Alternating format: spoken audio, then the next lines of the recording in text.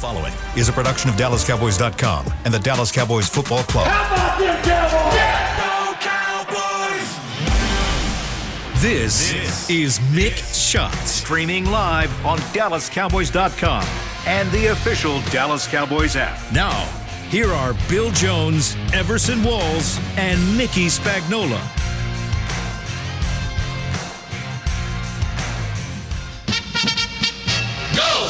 Hey. Go, Dallas Cowboys! It's the go team of the senior pros. Let the whole world hear our bugles blow. Stand up! Stampede! Go you Dallas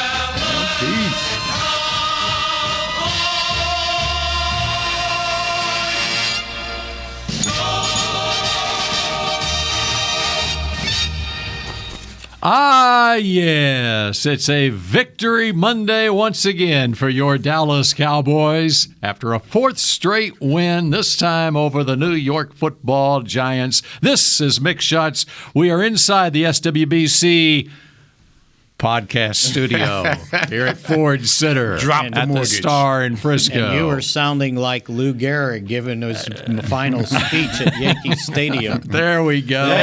Christopher. Chris B, making us fight through it. But here we are, and the Cowboys fought through a slow start on Sunday against the Giants, and then they picked up speed very quickly. And I think it's great that Chris Beam has picked out the old Cowboy theme song to get us started, not only this week, but last week, and will continue a trend throughout the season because I'm going to pay tribute to Don Bishop today. Thank you. Not Everson Walls. Not Everson Walls. No, it's sir. the great Don Bishop. We'll get into that a little bit later because we have come across some amazing stats from Don Bishop's I think you're reading career. it wrong, Bill. I think I may be too, but I'm going with it regardless. Anyway. And by the way, when we play that song, we need to see if Douglas still has his Cowboy Joe hat in his office. Yeah, I like that song because it brings back those old feelings, back when that was being played. Cowboys were winning all the time. Mm-hmm. So we were just accustomed to it, Spags. You weren't here because I wasn't. You were a loser over there. No, I was. I was winning. I was a you were Packers winning too? fan. All right, you're a Packers fan. I'm with you. We were mad at you guys. Now, when Don Bishop was playing for the Cowboys were not winning. They were all not, the but time. he was winning though. Yeah, Don Bishop was putting up W's all over the place. So that's what I feel now. I wake up. Me and my son were talking about it. I wake up now.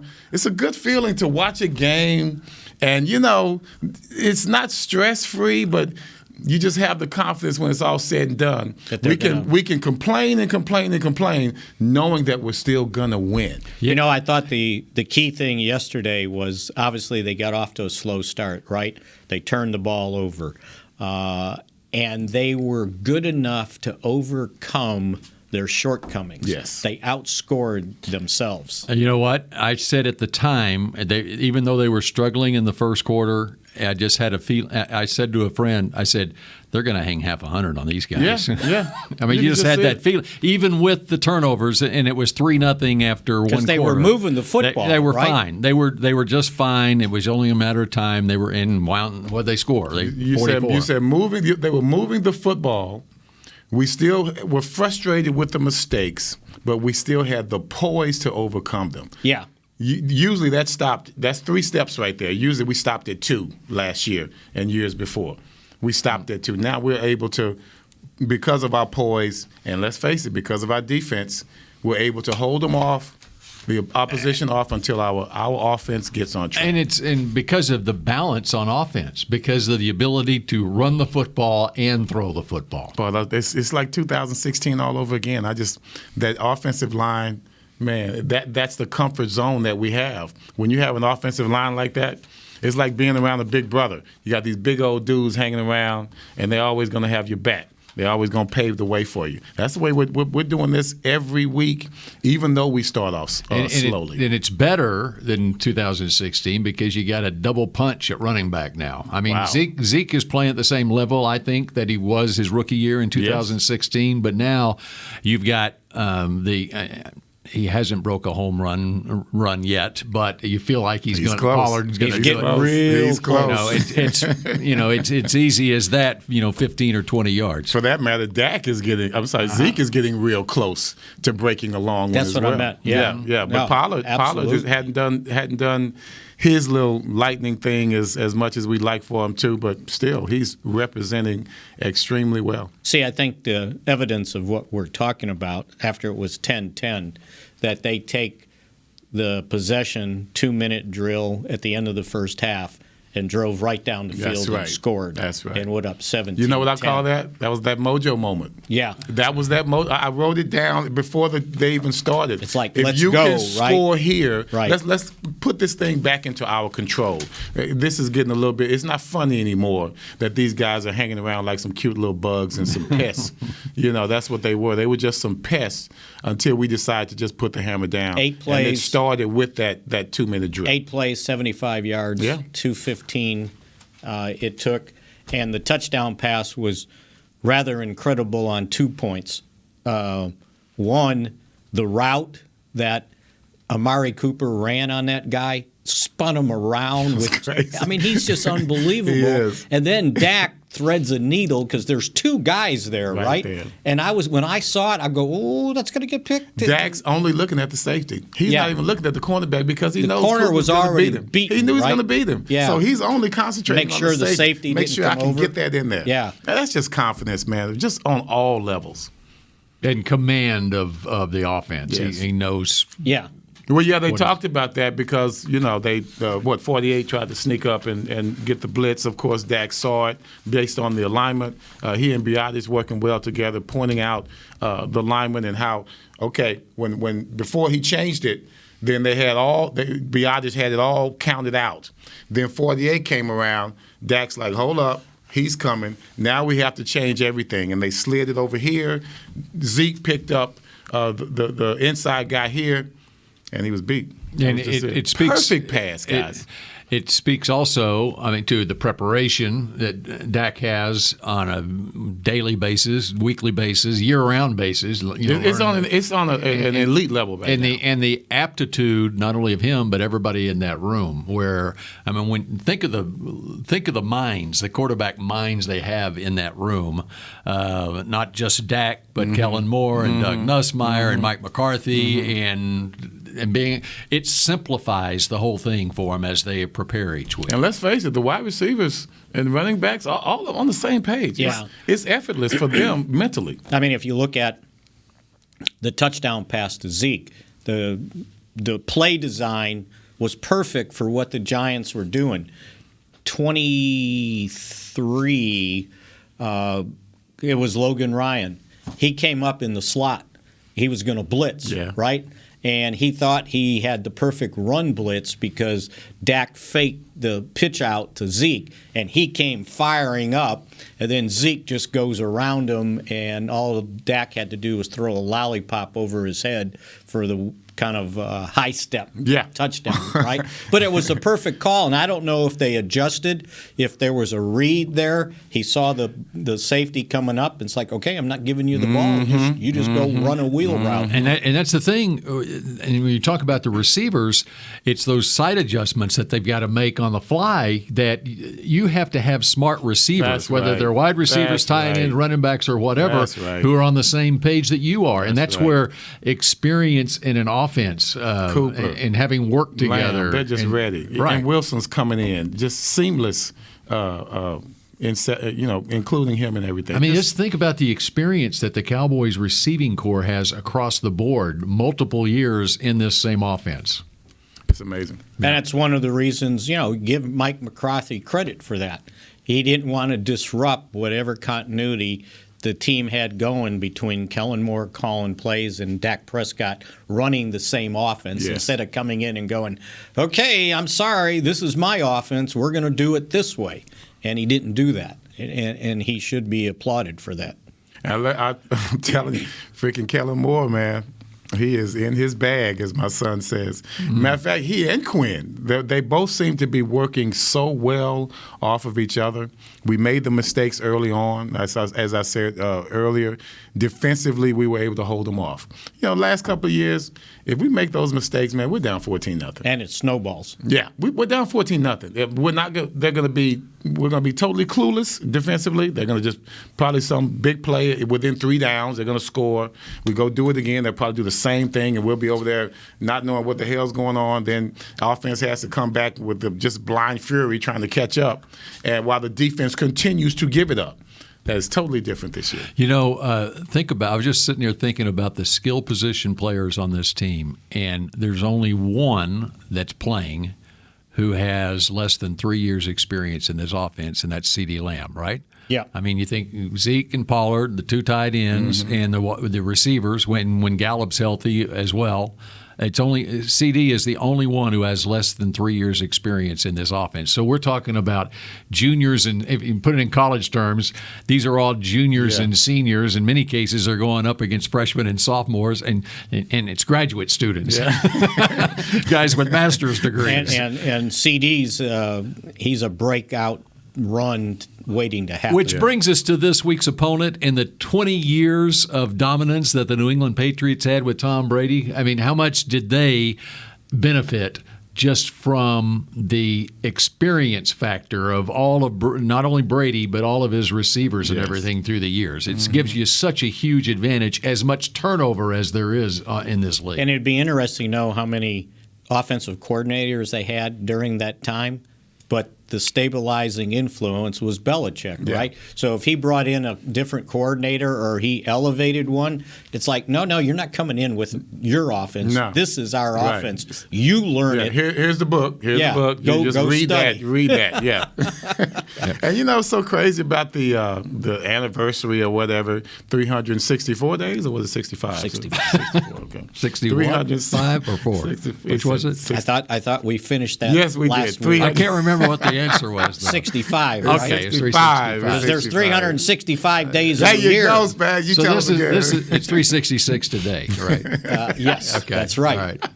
Well, anyway, it seemed like karma has really kind of started backing the Cowboys, because not only did Dak go make it through the game, have this great game, and of course this entire year has been magical, everyone else is getting hurt on the Giants squad.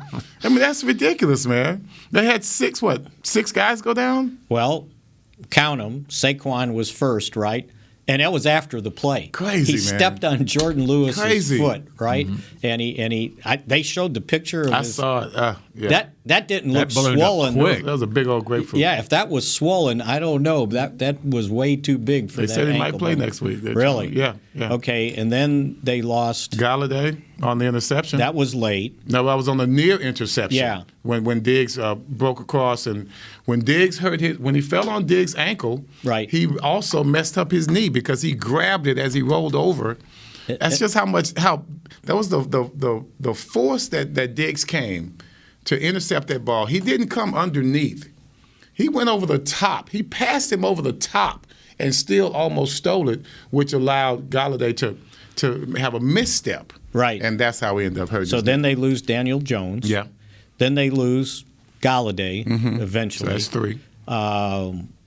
And they were already down Sterling Shepard and and Darius Slayton. Slayton. Tony came out but came back in. And they were down before the game. They lost They their had left 3. tackle, And Andrew then Thomas Before the game, it was didn't 3. play. They had Right. him inactive. Right. And then the only way they were going to stop Kadarius Toney is he threw a punch and got ejected. What a dummy. 10 catches for 189 This guy has a yards. rookie record for the Giants. Is Yeah. it a rookie record? or Most NFL since record? 1950. Yes, he's amazing, but stupid. I mean, come on. You saw it the entire time he was calculating how he was going to hit Jordan Lewis. He was sitting there and he fixed his glove. Did he? I didn't notice that. Guys, it was slow mo. You didn't see it, Bill? Yeah. He fixed his glove. The only thing he did was missed. I mean, he did all of that. He's closer than Bill and I are, and he missed. I mean, he was wild. He tried to sneak him like an Ali punch or something. It didn't work. So he wasn't. And he still got taken down after he missed the punch. So he got kicked. He got kicked out of the game and got his butt kicked. He wasn't watching Fury the night before, huh? No, he missed that. Yeah, because Fury was landing. He did not. It's a shame for him because he's probably going to score another touchdown. Well, look, he had. Remember, we were talking last week about big plays, right? Yeah. He had 38, 35, 28, 26. 4.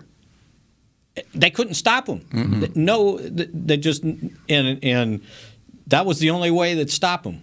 And I know we got to go in a minute, but here's the thing: all of those plays last year that would have resulted in touchdowns. You see, right. Every one of them they would fought have it to the end. We right? fought it to the end. We stop them on the 1 yard line. Next thing you know, we're getting interceptions, we're getting stops, getting penalties, pushing them back, and you're getting missed field goals. I mean, that's not karma. That's just guys playing hard. That's all that is. Making plays guys when they have to. making plays like Jabril Cox. Unfortunately, Daniel Jones gets hurt. Yeah. But think he's playing probably in that game because it's goal line, right? They needed an extra linebacker. He might have been playing for Jalen Smith. I don't know. Right. But Jalen Smith wouldn't have run him down. No, he would not right? have. But he ran him down and made the tackle to save it. Now, having said that, Jalen touchdown. Smith has done that in his career. Yes. He has. But no not doubt lately. about it. There's no doubt about what he has done. Yeah, but you know how this league is. What have you done lately? So that's just the way it is. And as a businessman, We are all a victim of that, guys. As a businessman, he was getting paid by 2 teams on Sunday and didn't have to play. Not one down. So good luck to you, Jalen. All right. Well, we're just getting That was a Mick shot there. Time flies when you're having winning, fun. We're right. already to 152 on this edition of Mick Shots and tribute to Don Bishop when we come back. Yes, sir.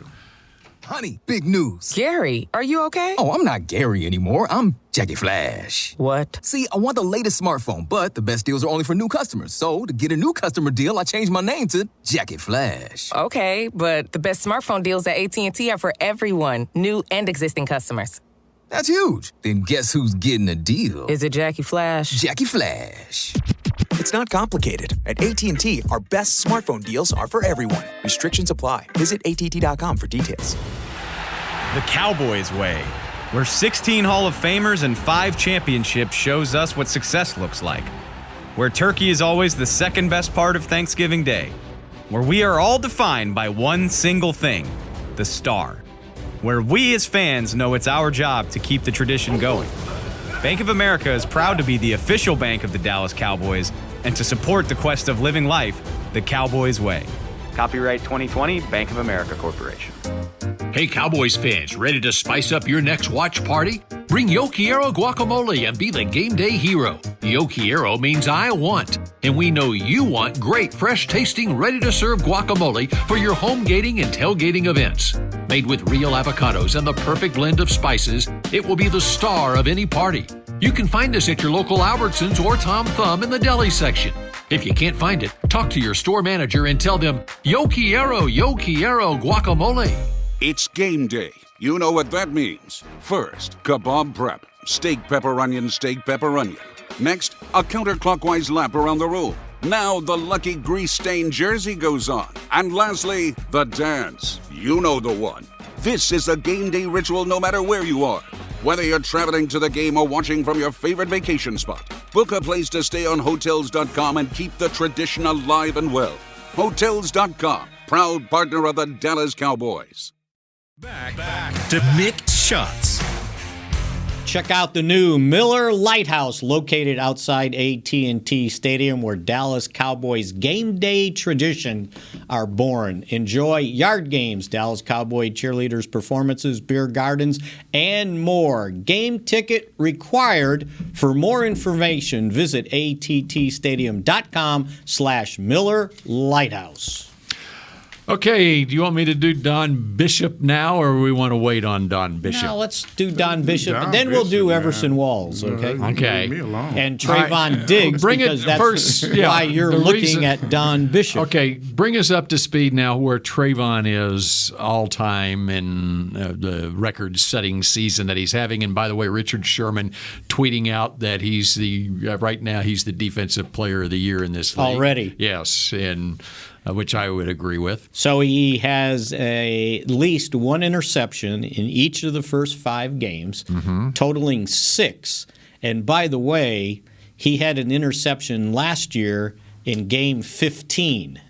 So that means 7 in the last 7 games because he didn't have one in game 16 last year. Okay. So he's got 7 total in 7 games, but 5 in the first 5 games of the year for the Cowboys. And in team history, Don Bishop was the last guy to do that in the first 5 games of a year, having an interception in each game, which occurred in 1961, so 60 years ago. And as you know, Diggs has 6 in the 5 games. He's got at least one in every game so far. And Everson, we've gone through the last several weeks about what Everson did in rookie year at 11 picks and 2 in the postseason, so count 13 for and Everson. never got hurt, by the way.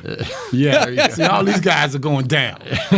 Bishop went down. He's weak. Yeah. Lamb, these weak guys. I didn't go down. I'm all right. So anyway, I decided to look up Don Bishop. Okay, and you said it was the Cowboy record again was 1 in each of the first five games of the season of the 1961 season. Correct. Okay, so I went and looked up on Pro Football Reference Don Bishop.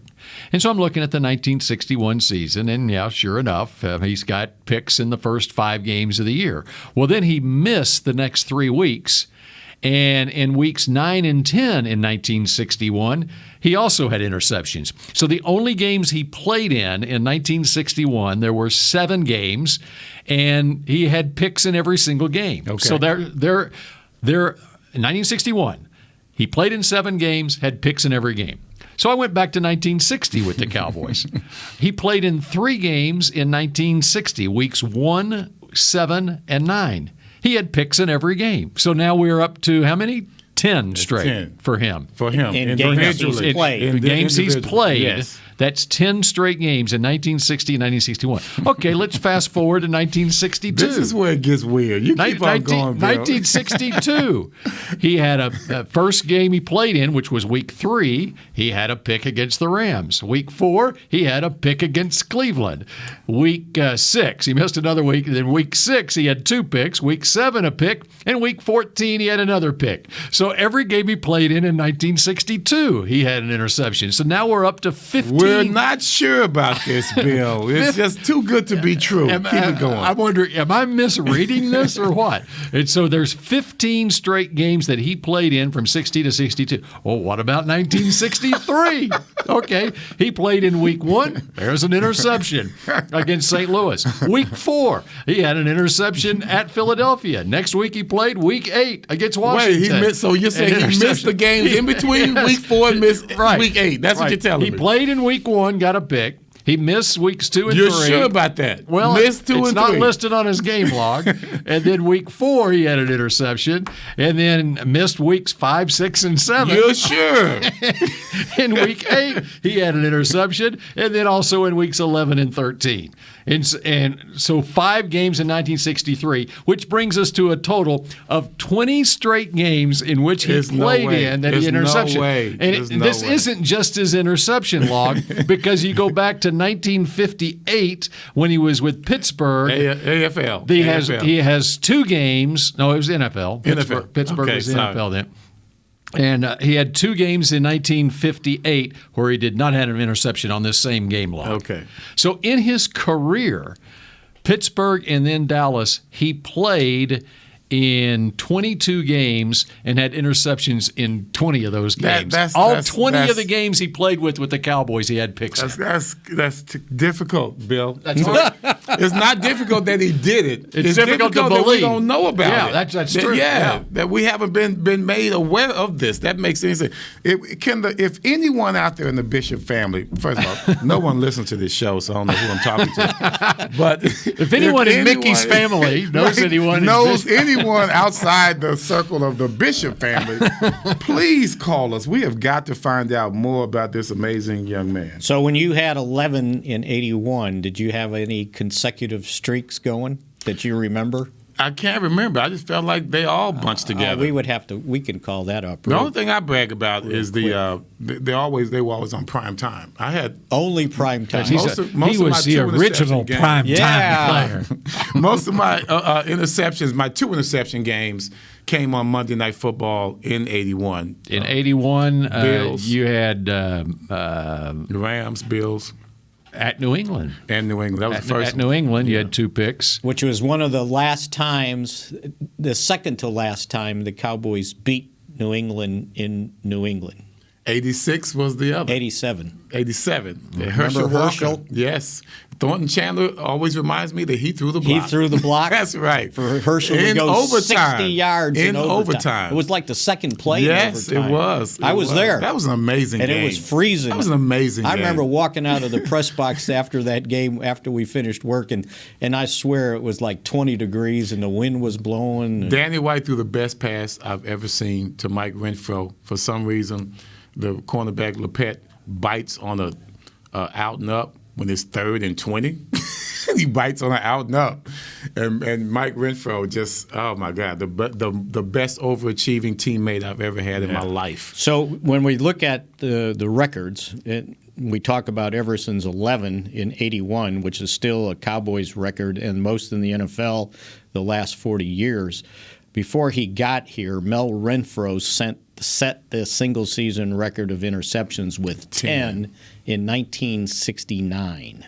I broke his record Philadelphia game. I think it was the last game of the season that year in 1981. Second to last game of the season. Second to the last at home. And prior to that, the record was 8 by Don Bishop. There you go. In 1961. 1961, yes. Yeah, right. Yeah. 8. 20 straight games he had interceptions in. 20 straight wrong. games he played. So just understand what Diggs is doing, right? Yes. And we talk about Everson's 11, but the next highest total was 9 in 85 by Everson Walls. So, and as I looked through this. Now, when I got 11, Dennis Thurman had 9 in 1981. Oh, okay. Yes. Thurman's Because I was going to say, when I look we weren't back. Thurman's thieves yet. Nobody. In 85? Yeah, but in 81 is when he got 9. Oh, okay. Yeah. Okay. Since Everson had 9 in 85, no Cowboy player has had more than 6. Who was in that? one season? Dion? Oh, there was a bunch of guys. So Michael Downs the next year had 6. All pro. Kevin Smith had 6 in 90. Pup. In 93. I didn't know Pup could catch. In 93. Larry Brown and Brock Marion both had 6 in 95. Brock Marion, good name. And Anthony Henry had 6 in 2007. Mm-hmm. So he's the most recent guy with 6 picks. That's the one from Ohio State? Anthony Henry? Yeah. Oh, you got me on that. You know. Because I think he was the one that... He came over from the Browns? Yeah, I think so. One guy started feeling himself real good. He had a few interceptions, and he's like, hey, what's the record? Like 11. He goes, oh, shoot. No. It was in 2007. And I'm looking up Anthony Henry right now, and he went to South Florida. South Florida. Yeah. So you understand what Diggs is doing. It's kind of what I wrote in my column today. Let history explain what's going on right now. I love what Zeke said after the game about it's got to be some kind of record talking about Trevon and his interceptions. Did you see it? I did. He was saying, no, what's the single season record? It's 14? for the NFL in a Night Train Lane. 14, yes. yeah. 14 Right. games. So anyway, in his press games. conference yesterday, after the game yesterday, Zeke said, "Man, that's got to be some kind of record." And that Trevon's already got sick, or he's closing in on some kind of record. I mean, what's a record? 9 or 10? And someone said 14. And Zeke's reaction was priceless. He's like, "Oh, he's a ways away." Oh, never mind. Well, you know what? I wanted to look up. So since Everson had 11, I said, well, the record's 14. Who had more after Everson or before? Mm-hmm. The year before in 80, Lester Hayes. Lester Hayes. 13. Had 13. Mm. And that year, Lester Hayes had 13. He had 5 in the postseason, if I'm not mistaken. Wow. Oh, wow. And he dropped 2 right in his hands. He didn't have his stickum on? He did have his stickum on. That's why they outlawed it in 81, and he never got more than 3 picks a year after that. You are the first in the post-stickum era. I didn't even wear gloves in 81. So, yeah, it was a difference. And they outlawed everything. Biletnikoff did it, of course, but for some reason when Lester Hayes started doing it, everybody started complaining because he's putting his hands on everyone. So that's the difference. Biletnikov's not putting his hands on everyone, he's putting it on the ball. Lester had glue on his. It was on everybody. That's like in baseball, they lowered the pitcher's mound and everything. Right. So there's different records Right. after All of a sudden. 1969 or whatever. So, Or yeah. they started checking the pitchers this year, and all of a sudden, spin rate went down, right? I look at those 13 interceptions, and people want to put an asterisk on it all the time. Because after that, I don't think he got more than 3 his entire career. And he never got any more before that. So it's kind of hard to legitimize it, but it's hard to delegitimize it when you look at how great a player Lester Hayes was. Did you wear gloves? Nope. No. Not in 81. Barehanded. In 81, no gloves. And there's a man's interception. That's right, there. baby. And got my daddy's hands. Lester Hayes had 13 in 1980, and then after that, the next 6 years in his career, the most he ever had was 4 in 1985. So And you know what? Speaking of Stickum, Diggs almost had 2 more. Yes, he did. I wouldn't give the one out of bounds. Yeah, but he caught it. It looked good. He caught it. It looked cute. Boy, it was you cute. could see that vertical. Yes, you could just see his wide receiver skills as well. So tell him what you thought of Diggs' interception. Well, only on that interception, since I've gotten so many like that one, he texts me, he goes, hey, what do you think about the interception? I said, it looks just like me. Because it did. I've gotten several of those against the Rams, but I've gotten those all the time. So that particular one where you run the post, just like with me, it was kind of underthrown, so it makes you look good. A little bit, but it doesn't matter. And stop right there, because when he let go of the ball and I saw where Board was, I said to Rob, the ball's in the air. I said, oh, he's got this. Yeah. Not Diggs. I meant it was going to be a completion. No. Oh, right? No. And then he caught up, so go ahead. Yeah, and you could see that. It's just hard for a quarterback to come off of the duress that he had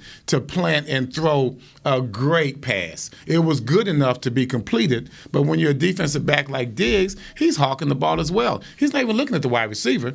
He's only looking at the ball, and it was never in doubt in his mind.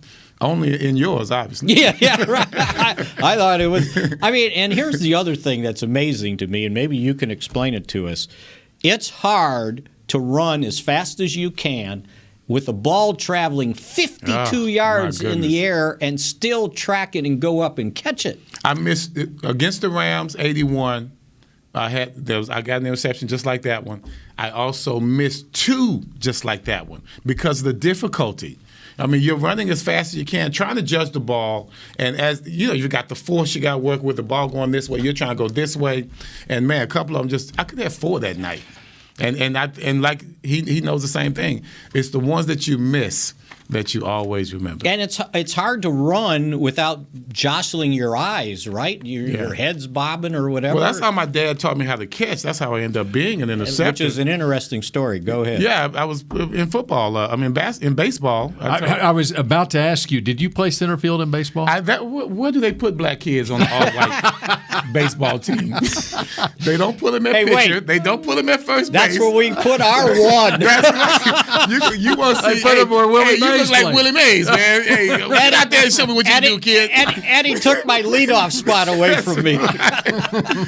So I'm out there. They put me in center Because field. he was Eddie Geidel. He was the midget. I could walk. he was the guy that Lou Gehrig ended up taking his place. That was him. Hey, so no. As I was running, I remember they put me out there and I was running. I could not adjust that ball. It's just like you said, it's bouncing all over the place. I'm like 9 years old, and I was going home, and my dad, my best coach ever, I say it to this day, he was my best coach ever. He said, son, you just got to run on your toes. And that was it. Once I ran on my toes, it was like magic. All of a sudden, I can see the ball. And from then on, I was the best center fielder we had. I started loving baseball. At first, I hated it. And, of course, it helped me be a wide receiver. And once I became a wide receiver, then it's just like Diggs' story or any other DB story that can catch. Mel Renfro himself was a great athlete, one of the best ever all around. All of a sudden, you're like, this ball is in the air. You're still an offensive player in here. So that's why I say when the ball's in the air, there is no offense defense. Right. It's just who gets it. You saw McCarthy's comment after the game. He said, when the ball's in the air and Diggs is there, it's usually 50-50. He goes, I don't think it's 50-50 anymore. No, that's right. About 75-25, yeah. But you know what? You're right. Your toes are like cushion, Yes. right? If your heels are hitting, then that's bad. Yeah, that's right? bad all the way around. Yeah. Physically and everything. And I just thought he was just the smartest man I ever knew. My dad could look at you and tell you what your weaknesses are just by watching you run, by watching you walk. And that's why he didn't have much hope for me when I was growing up, because I walked funny. I was nothing. I wasn't built like him because he was such a great athlete, but he still saw how I could be a better athlete. And that's the kind of stuff you're glad you grow up under, is a tutelage like that. They can show you a little bit of confidence. So, as parents, that's what you do. You try to show them what they can do, what they cannot do, but what they can do with what they got. And you can see, there's much debate about multi-sport, whether kids should play multi-sports in high school. There's no doubt that they should. And exactly. And like a baseball, you learn in baseball that at the pitch, you are on the balls of your feet, ready to go Every whichever sport direction the ball's shows you going. something that helps you in another sport. That's right. I was just looking I've up. always been said that. I was just looking up with Trevon if there's no mention of any baseball in his background, but it'd be interesting to. I'd love that to know. wide receiver. That's what it takes. A wide receiver.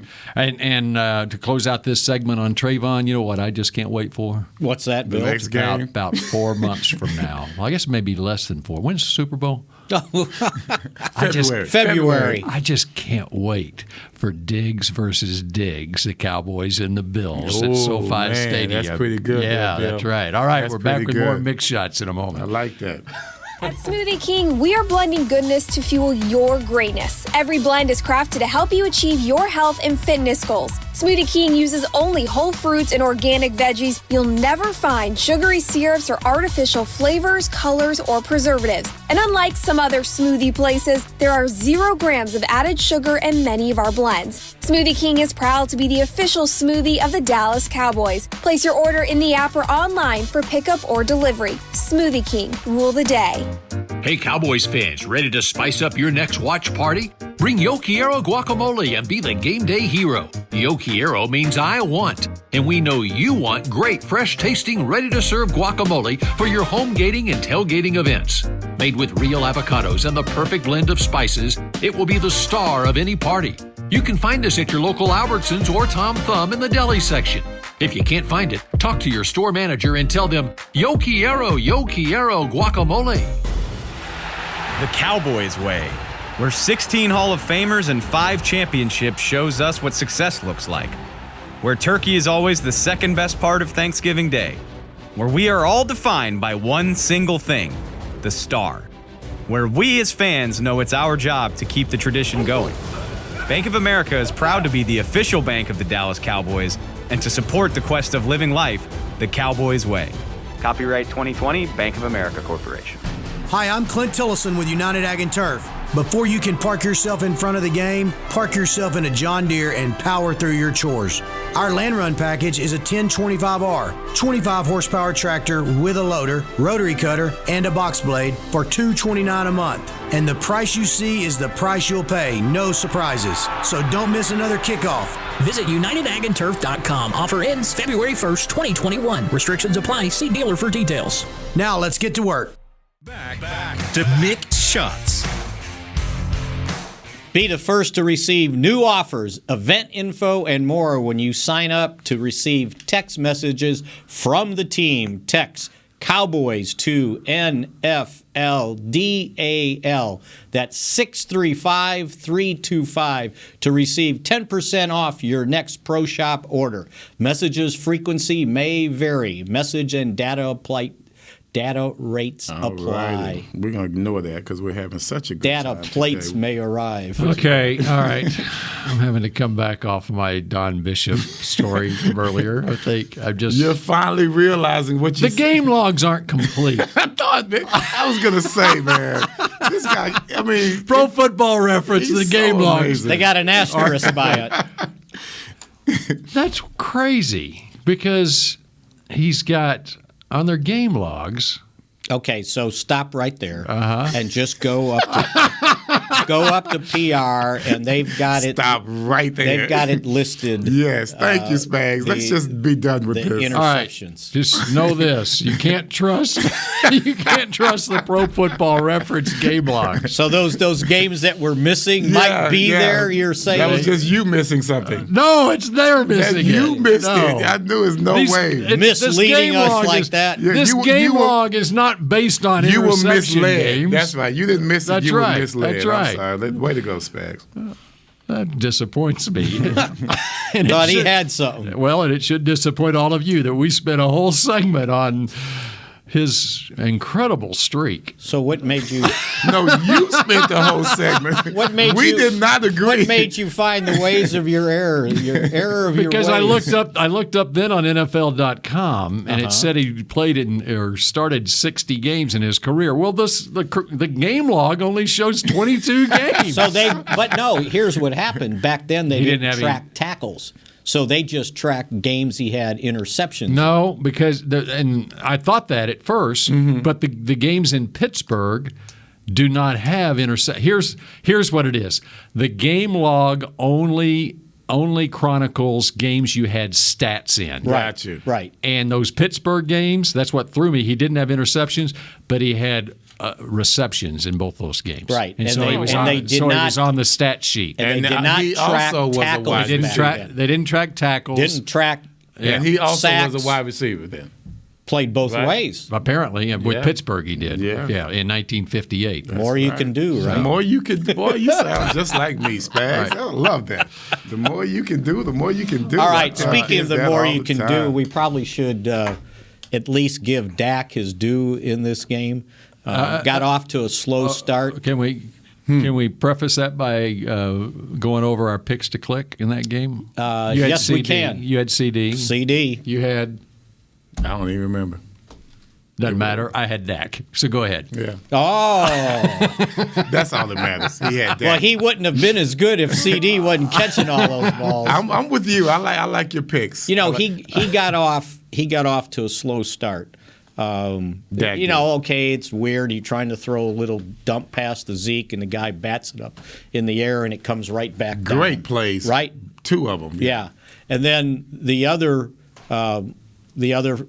mistake fumble he had, he took his eyes off the snap. Everybody's want to blame the center. The snap was fine. No. He was looking to where he was going to go once he caught the ball. That's all on him. And then he mentioned afterwards that, while he basically all week long denied that this game didn't mean that much, that he is past all that. And then he admitted afterwards that he said, he goes, I didn't have a lot of energy to start. He said, I felt like I was in a little funk. And then he mentioned, he goes, and I realized where I was, what happened a year ago, and he said it even got a little worse when he saw the cart come out. That's right. And the cart came out for Saquon, I believe. And for Daniel. Well, that's what I said. The whole game, it was just a game of injuries, and it seemed like karma was on Dallas' side. Yeah, and he kind of admitted that, hey, I'm human. He didn't say it that way, but, the thoughts went through his mind, and then I think the touchdown pass to Amari settled him down. Got into halftime, and it's like, okay, we're playing football. I don't need to worry about Lamb that. pass, though. Oh, my goodness. Yeah. I just thought that was amazing. The CeeDee Lamb touchdown. Yeah. Or the pass to Cedric Wilson. Yeah. Drop that in the bucket on the sideline like I even like the one that didn't count to Zeke. Zeke goes up and snags one. It didn't count, but he goes up and snags, and then comes down and immediately dives for the first down. These are the kind of things that it's not like we were just sleepwalking in all the other games prior to this year, but you just see a little extra something, and just everyone seems to be lighter on their feet this year than previous years. And I have to say, guys, when I dog somebody, then I want it to be heard, but when I eat crow, I want to be heard too. Freaking Anthony Brown's my dude, man. Oh, I'm glad you brought my guy dude, up, right? Man. This guy here, boy, he is. You can just see him playing differently. And I tweeted out when he did the pick six, and I've always said the interceptions are contagious. They just are. You get inspired to make plays by someone that showed you the way. It doesn't take much. You already got it. The inspiration doesn't have to be that big. All you got to do is have your eyes open and see the inspiration and then do it yourself. And if you saw the sideline reaction to that, everybody was so happy. It was like they were more happy for him, I think, than Diggs' interception. Even amazing. Dak came running off the sideline, jumped up, and they hip bumped or whatever you want to call it. Look of the body language that you could see on Brown himself. Yeah. Just when he scored, you could just see it. His confidence, almost a little cocky. I like that. Almost just a little cocky. I like that. I can do this. I can do this also. Right. This so is that's no what, big deal. 2 interceptions in 3 games now for him? That's correct. Somebody tweeted me, and I don't know if he was playing in 1961, he'd have a consecutive game streak going. According to Pro Football Reference. Unfortunately, they count his tackles, and he's been one of the can't leading skip a tacklers. Game, right? You can't he's skip been one a of the game. leading. Somebody tweeted me, and they said it was 20 hours ago when the tweet showed up, but it was the Cowboys need another safety or another corner on the other side. So I couldn't resist. I was like, so you mean like Brown, this guy Anthony, that has 2 interceptions in 3 games and 1 back for a touchdown? That's the one you want to replace. The one. Yeah. And let's face it, we know that the circumstances kind of push you into that backup quarterback, got it. All that kind receiver, of stuff. 3 of your receivers. Yeah, it was a you're bad down, late throw, all of that. And it's late, and it's late. It don't in the matter. game. It don't matter. That's right. And make your play. That's right. And the Giants, they were that old school philosophy. We're going to play this game out, even though they had no chance of coming back.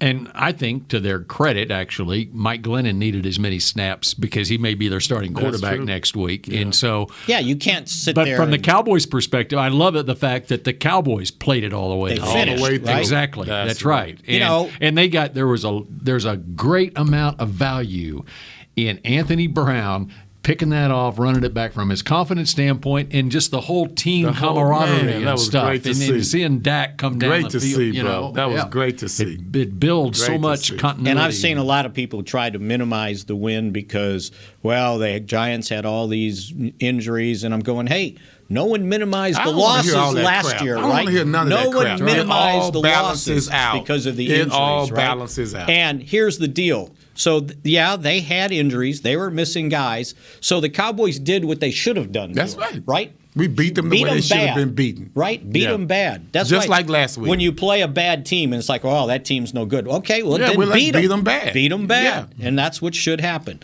And so they're 4-1. That's the show. That's the sign of a good professional playoff team. 4-1, first place in the NFC East, 2-game lead. And I think I looked up. Where's my thing here? And I'll throw this in while you're looking that up. In the 3-game homestand in which they went 3-0, they averaged 40 points a game. That's right. And if Indianapolis and Baltimore don't have an offensive explosion tonight, the Cowboys have scored more points in the NFL than any other team with 170.